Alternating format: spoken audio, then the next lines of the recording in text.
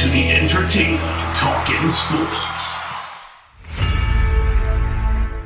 What is going on, football fans? Back at it with another New York Giants video. And in this video, I'm going to kind of just briefly recap the press conference that I meant to have up yesterday. I took the day off yesterday, but I wanted to recap the press conference, give you guys my general thoughts about its entirety. And it was pretty much what I expected that came out from Dave Gettleman and John Mara. Not going to pull up any quotes or anything like that, but just kind of hit on some tidbits from it, mainly from Gettleman. I'll also touch on some of the things that Mara had to say. And also, I wanted to dive into the hot rumor of the day that Deshaun Watson, one of the best quarterbacks the sport has to offer, potentially wants out of Houston. And when this news came out, naturally, a lot of you guys added me on Twitter. You commented on my videos. Chris, give me your opinion on Deshaun Watson. Do you think it's possible he could be coming to the New York Giants? And my short answer is, don't bank on it. But I'll get more into it throughout this video, and I'll talk about if it is in fact true and Houston potentially wants to move on from one of the top 5 signal callers, which teams I think are the most likely destinations. Deshaun Watson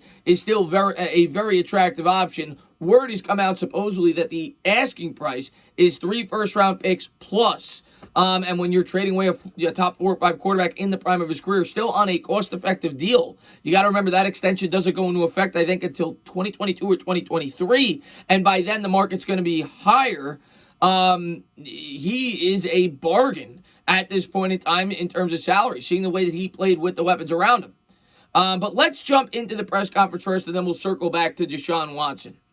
Of course, yesterday, was a much anticipated press conference. A lot of people wanted to hear what Mara and Gettleman had to say, recapping the season, and we officially got word that Dave Gettleman will remain on as the general manager with the New York Giants. And it was kind of what I expected on Mara's end. One question he was asked was about Saquon Barkley, and he basically came out and said, and take it for what you will, but he expects Saquon Barkley to be here long term.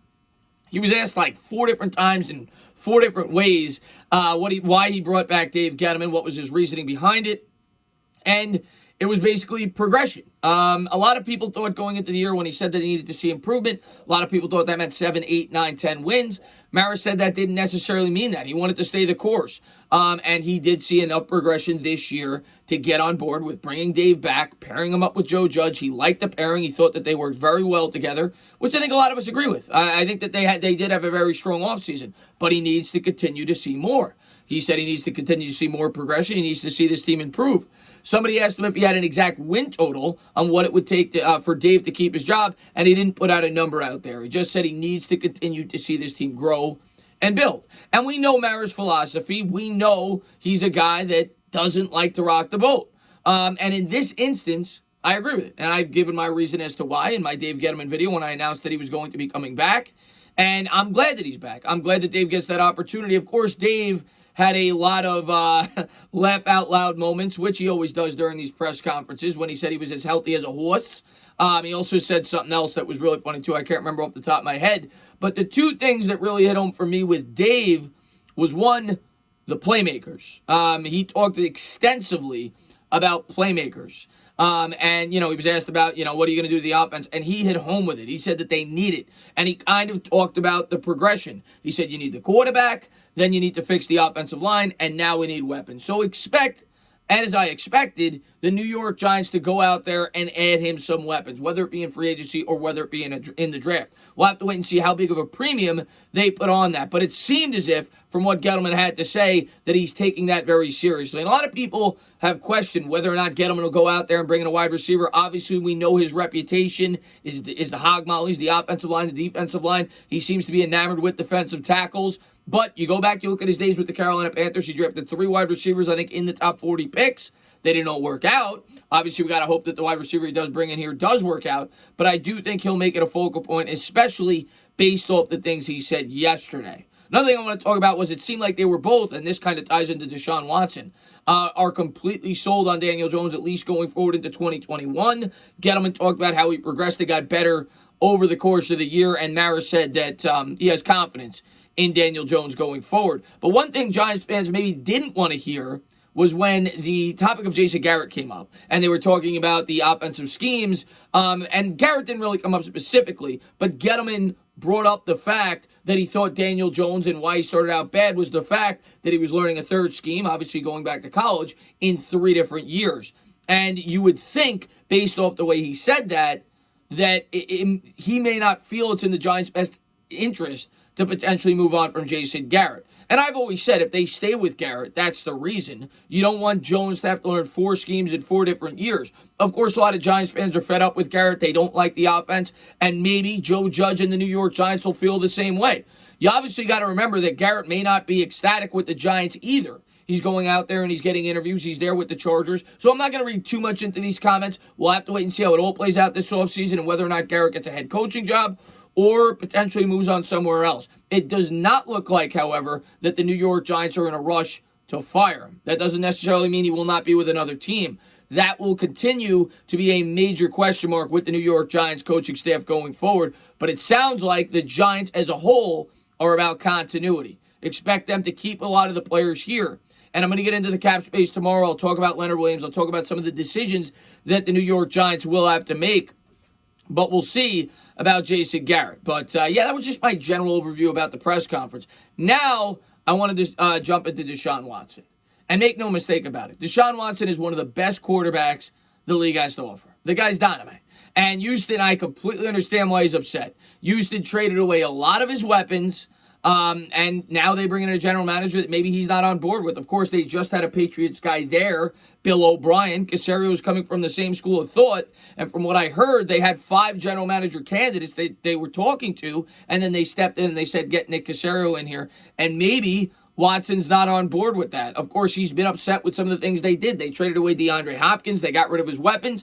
And they wasted a year on the guy's contract and, in his lifespan as an NFL quarterback. They only won 4 years. I think they only won 4 games this year. They were incredibly disappointing. They need to see a lot of improvement. And for Deshaun Watson to want to stay there, they've got to get a lot better. And word has now come out that he potentially is demanding a trade. And could it potentially fit in the budget for the New York Giants? Sure. He's only making, I think, $16 million this year until such time he hits that extension, either the year after or the year after that. I'm not 100% sure. But it sounds to me like the Giants are committed to Daniel Jones. And it would cost an arm and a leg. Now, you bring in Watson, he automatically makes this offense much better. Make no mistake about it. And am I going to cry if you bring in a top 5 quarterback? Absolutely not. Guys like that do not grow on trees. You're talking about a guy near, the upper echelon quarterbacks in the league if he's not there. Do I expect it? No. If he is going to be traded, there's a couple of teams that I have penciled, and one of them is in our division, and it may be one of the more likely destinations, maybe the most likely destination in my opinion. And we'll have to wait and see. But we all know that the Washington football team is not scared to go out there and try to bring in free agents that, have high notoriety. They've brought in established quarterbacks before, and they are kind of a quarterback away from being a very good football team. Yes, they'd have to give up a lot of draft capital, but you look at that team, they have a pretty good defense to begin with. They've got Terry McLaurin, and they may go out there and feel like we are this one piece away from being able to do damage. And they have, I think, the 4th or 5th most cap space in the league. Another team who's top 5 in cap space, I think they're second, would be the Indianapolis Colts. And they're kind of in a similar situation. They got an aged quarterback there with Phillip Rivers. They got a ton of cap space. Another team's the New York Jets. And who knows, and obviously they have a very high draft pick. There are so many teams that would be interested in acquiring Deshaun Watson, and the asking price would be through the roof because teams would come knocking down the door. But do I expect the New York Giants to be one of those teams? Nah. I don't really see it happening. I think the Giants are going to push forward. I expect them to try to get weapons for Daniel Jones this offseason, and I think DJ will be your quarterback going forward. But when a name like that is available, you always listen. If you have an opportunity to improve that greatly at the quarterback spot, you have to at least listen. But expect Daniel Jones to be your quarterback in 2021. And in the end, I'd probably lean that Deshaun Watson will end up staying with Houston. I think they'll figure it out. There were rumors about Russell Wilson, too, if you remember a couple of years ago. They ended up figuring it out. And now Seattle looks really good. But I'll tell you what, Caserio jumped into a really tough spot. My subscribers actually announced it to me when I was live on stream. And I can't think of a worse situation to step into in the NFL. They traded away all their draft picks. They've got a quarterback that's set to make a lot of money. And then they traded away their best player outside of the quarterback with DeAndre Hopkins last year. J.J. Watt's getting up there in age. Houston's got a long way to go to rebuild. And I think that Watson sees the writing on the wall. And I think he doesn't want to waste any more years on his salary, and he wants to start to compete. So we'll see if Watson remains happy or becomes happy in Houston, or he forces his way out. As always, guys, if you like what you watch, please subscribe. Drop a comment. Maybe give me a little thumbs up. Cheers.